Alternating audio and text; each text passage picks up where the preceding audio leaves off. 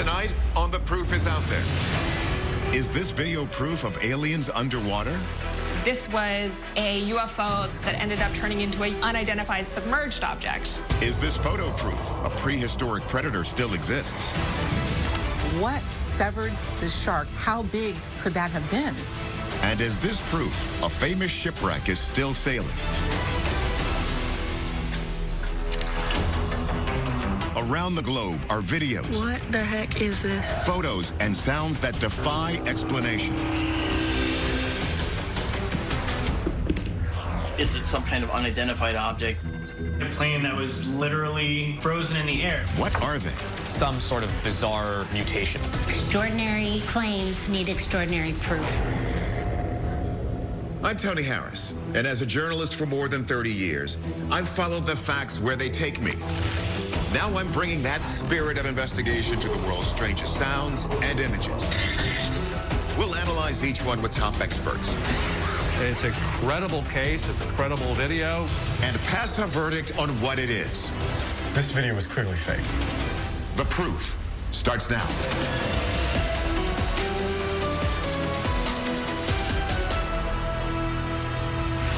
We begin tonight with a UFO over Puerto Rico. Now, there have been countless UFO sightings over the years, but many experts consider this next piece of footage the gold standard. Take a look for yourself. It's just after dark on August 25th, 2013 in Aguadilla, Puerto Rico. The crew of a United States Customs and Border Patrol plane is taking off for a routine mission when they notice a strange pinkish light approaching from the northwest. They turn on their thermal imaging camera to track the object, and this is what they see.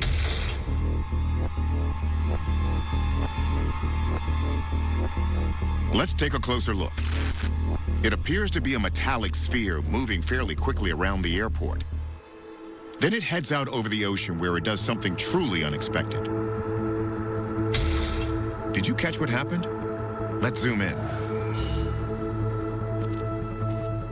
The object seems to splash down in the water before re-emerging seconds later. Even more bizarre, the object then splits into two separate craft. And people, there is no known Earth technology that can do that. After nearly 4 minutes, the object disappears from view.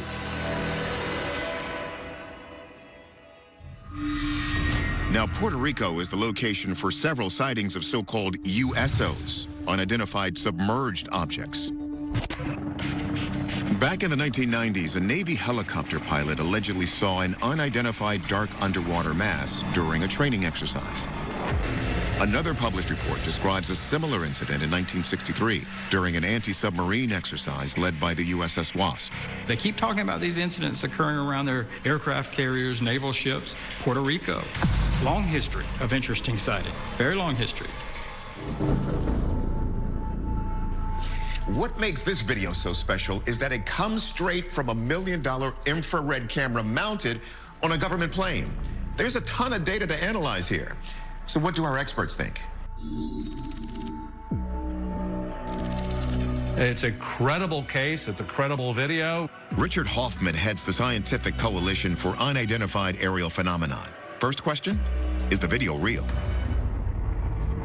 The telemetry you see on the screen showing GPS location identically matched what you had with radar. So there really was an aircraft. Next, Hoffman's team determines the object's temperature to help identify it. They compare the heat signature of the craft to some cows on the ground in this frame at the top of your screen. We broke the video into 256 shades from white to black, all different shades of gray. And we were able to match that up with the temperature of the cows to match the temperature of the object. The object was roughly at about 104 degrees. Right away, that eliminates a jet engine, which emits exhaust 15 times hotter. The thermal signature doesn't match anything that we know now, and there's no sign of any kind of propulsion system on this. Then they figure out the object's size using this frame when the object goes behind a light post 2 pixels wide. Okay, well, the object went behind it was blanked out. So now maybe it's 2 pixels. That's why we come up with it's about 3 to 5 feet in diameter. Based on that analysis, Hoffman says the most likely earthly explanations are eliminated. We ruled out that it wasn't a balloon. It was about 18-mile-an-hour winds from the northeast, and this object was going in opposite directions from that. So it's clearly not a balloon. What about a drone? Our aviation expert, Tim McMillan, is skeptical. How are you achieving flight without an airfoil, without an angle attack, without wings? To simplify it, how are you doing that? And finally, a bird? We took a look at thermal signatures of birds and various other objects, and it doesn't match anything like this. And there you go. It's unidentified. It's not from any place here.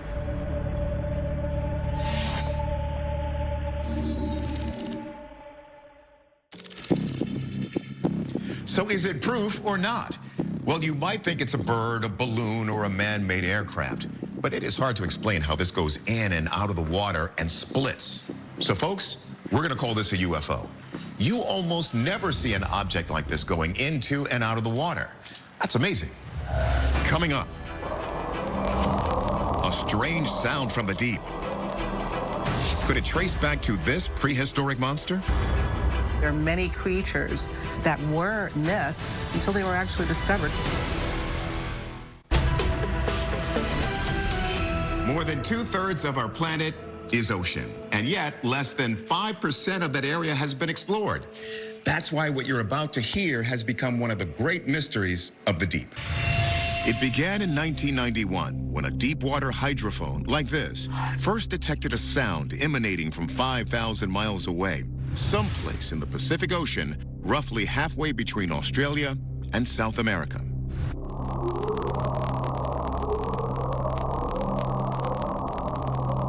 Let's listen to it again. The whoop whoop sound ascends at the end.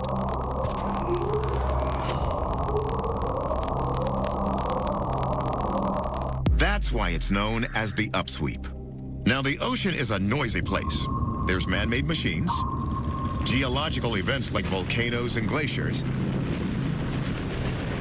and the sea life is much noisier than previously believed. With so much left to be discovered down there, journalist Alexis Brooks suggests the upsweep may be caused by some unknown sea beast. There are many creatures that roamed the sea and that people felt were, in fact, myth until they were actually discovered. For instance, the giant squid. It is now known that it exists. One thing is certain. The source of the upsweep has to be massive. So let's consider this candidate, the massive prehistoric shark known as the megalodon. It's been established that the megalodon actually did exist, albeit 2.5 million years ago, with estimates of its length being in excess of 60 feet and weight upwards of 50 tons. However, there are people who feel that the megalodon still exists. Could this recent photo be proof the megalodon is still alive? It shows a huge mako shark found by a fisherman off the coast of Australia, bitten in half. You have to take a deep breath and say, what on God's green earth severed the shark? How big could that have been? So the famous megalodon is one interesting potential source of the upsweep, but there are plenty of other theories about that strange sound. For answers, we turn first to our expert on ocean life. Marine biologist Dr. Shay Conger starts by tackling the megalodon theory. It's unlikely that megalodons are still in our oceans because of the fact that shark teeth are continually shed through the animal's life. There's never been a current specimen of a megalodon tooth that's ever been found. And as for that chewed up mako shark, if this were attacked by a megalodon, it likely could have been swallowed completely whole. Instead, what you see are several very large semicircular bite marks, including some teeth rakes. What this tells me is that this animal suffered a number of bite wounds. Likely during a feeding frenzy by other sharks. But something is making that sound, and if it's not the megalodon, what is it? Audio expert Dr. Ben Gottesman is struck by the sound's intensity. focusing on the stunning fact that it was first detected at a distance of 5,000 miles. That's what makes me think it's some very large, very intense seismic sound. So let's listen to the sound of an underwater volcano. Note that it trails off at the end. Now the upsweep. Again, the signature ascension. This doesn't match anything seismic. So what about a man-made source, like the machinery used for offshore oil drilling? Pile drivers or different machines in the ocean have a more mechanically spaced, more stereotypical, impulsive sound. That's not what we see here. Because the upsweep varies, Conger says it's likely the sound was made by an animal, but with a catch.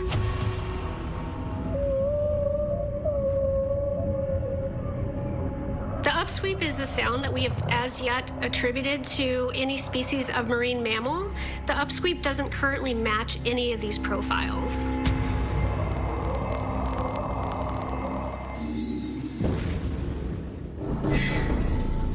Humpback whale sounds can travel thousands of miles, just like the upsweep. But again, none match its acoustic profile. So you see why it's remained a mystery for so long.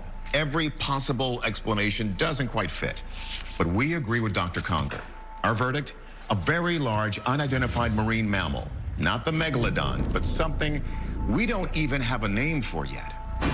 Up next, an eerie image on the water. I heard somebody gasp, and I looked over and said, "What is that out there?" Is this famous shipwreck stalking Lake Superior? When the proof is out there continues. Lake Superior is notorious for its treacherous waters. More than 500 ships have wrecked there, and most have never been seen again. Or have they? October 2018. Jason Asselin is giving friends a tour along the shores of Lake Superior near Marquette, Michigan. As we're walking along the lakeshore, I heard somebody gasp, and I looked over and I saw them pointing out into the water and said, "What is that out there?" Jason pulls out his camera and starts recording. There's what appears to be a tall and large object on the horizon. So let's take a closer look.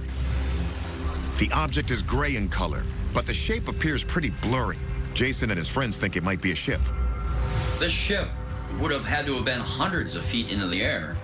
We never thought that it was a ghost ship at the time, but when I got home and watched the video, that's all I could think of. We just saw a ghost ship. Since the late 1800s, there have been hundreds and hundreds of shipwrecks that have occurred on Lake Superior. It's definitely a dangerous patch of water that is essential for trade, but very risky to travel on. From the SS Western Reserve in 1892 to the Hudson in 1901, many large freighters have sunk in bad weather, only to be seen again, allegedly plying the waters long after a tragic wreck. According to local legend, one of the most famous ships to have gone down is the SS Bannockburn. Locals call it the Flying Dutchman of Lake Superior, and people still claim to see it to this day. That's a reference to the legendary Flying Dutchman, the doomed 17th century ship that's been sighted and spoken of for centuries. Jason can't help but wonder if this is the mysterious phenomenon he's captured on camera. We just witnessed something out of this world. There's a poem about the world's most famous phantom ship with the line, "They who see the Flying Dutchman never, never reach the shore. But when it comes to getting answers, never say never." Here's what we found. First, science writer and forensic video analyst Mick West focuses on the shape of the object in Jason's video. He notes that most famous shipwrecks in Lake Superior are freighters with steam engines. This looks different. It looks like a sail ship. I don't know whether they have big sail ships on the Great Lakes, but that's what it looks like. And if that's unexpected, then that's a clue that it's not actually a ship. Next, the team considers another possibility. Physicist Dr. Michio Kaku says it might be a mirage. A mirage is caused by temperature inversion, and dense air bends light more than hot air. A temperature inversion can make images below the horizon visible, distorted in the distance. So could the weather be causing this effect? Atmospheric scientist Dr. Deanna Hintz looked at the data the day the sighting happened and sees just such an inversion. The temperature is decreasing and it's actually getting closer to zero. So this is that temperature inversion that can lead to that warm air sitting on top of cold air. This can actually really change how light can propagate through the atmosphere. Then Mick West tries to put the pieces together. Could a temperature inversion have distorted something that is already there? Turns out, there's a small island 12 miles offshore in this area that's normally hard to see. Up above, we have a view of the island. So this is the direction we're looking from. So I just simply lined up the lighthouse here in the top with the lighthouse down here. So that lines up perfectly.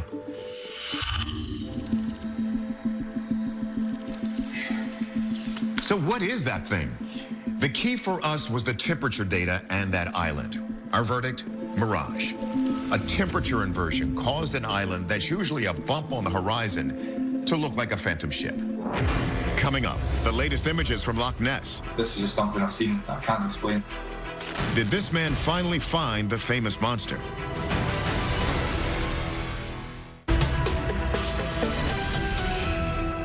It's on everybody's top 5 list of legendary creatures, the Loch Ness Monster. Sightings date back to the 6th century. And just when you think the creature and the legend may have died down, some new eyewitness accounts pop up to remind you the story is still very much alive. This is Loch Ness, a mist-shrouded lake in the Scottish Highlands. Its waters a murky black ink, dark enough to hide one of the most iconic and elusive beasts of all time. I thought I'd seen it all in Loch Ness, but this is just something I've seen that I can't explain, so. It's July 2020. Firefighter and lifelong Loch Ness resident Ross McCauley is overlooking the water from the shore when he records this. It was 12 feet long, about 4 feet wide, grey in colour. It seemed to be moving into the waves against the wind, occasionally breaking the surface. Take another look. The image is hard to see, so let's zoom in, slow it down, and outline the figure in the water. And Ross's sighting isn't the only recent one of its kind. In September 2019, Stephen Chalice is on vacation when he snaps this unbelievable photo. I'm guessing that what I saw was 8 foot long, but there might have been a bit more either end of that underneath the water, so you could be still talking about a fish that was 10, 12 feet long. Whatever this is, it's massive. Field researcher Ken Gerhardt is one of the world's foremost experts on mysterious creatures and is writing a book on Loch Ness. He has spoken to hundreds of eyewitnesses who swear Nessie exists. The descriptions are very consistent, and this leads me to believe that, yes, in fact, there is a population of remarkable, immense animals in Loch Ness. So are these just big fish stories or something more? We turn these amazing images over to our team of analysts to see if they would hold up under scrutiny. Our marine biologist, Dr. Shay Conger, begins her evaluation with the photos taken by Stephen Chalice. Could we be looking at some kind of fish? Conger says no. It's emerging pretty prominently from the water, and you don't see any protruding fins. Conger concludes that it must be some sort of massive marine mammal. But upon closer examination, she notices something else that seems a bit fishy. When I look at this image, I see a couple of red flags. If an object or animal is submerged in water, we would see a series of eddies and ripples around the entirety of this animal, extending out pretty far. Instead, what we see are a series of regular waves surrounding this animal and a small trailing wake behind it. Based on those suspicions, we turn the photos over to our forensic video analyst, Michael Primo. I performed what's called a smart report of the digital image that was provided, and it reported inconsistencies with the digital information. So in layman's terms, the picture of the alleged Loch Ness Monster is not an authentic image. But what about the McCauley video? We have no reason to believe it's a hoax. It's a pretty calm day, which means that whatever's on the surface of the water is not a wave or other associated item. I can say that there is probably a large object here. So what is it? Conger says she can also rule out a log or any other inanimate object, but she does have a theory. A recent study utilizing eDNA was able to identify that there are in fact eel species within this lake. It's possible that some of these species could be large, however, they are as of yet undefined. So we have a split decision this time. The unbelievable photos of the Loch Ness Monster are exactly that, unbelievable. The wave motion of the wake was the decider. As for the video, we think it's real, and we think it's an eel. Still, sociobiologists believe that because of our history as a prey species, humans will always be fascinated by stories of animals big enough to eat us. The legend of the Loch Ness Monster is probably here to stay. And that's our show for tonight. We want your comments and suggestions, so please reach out to us. I'm Tony Harris, reminding you to keep those cameras rolling.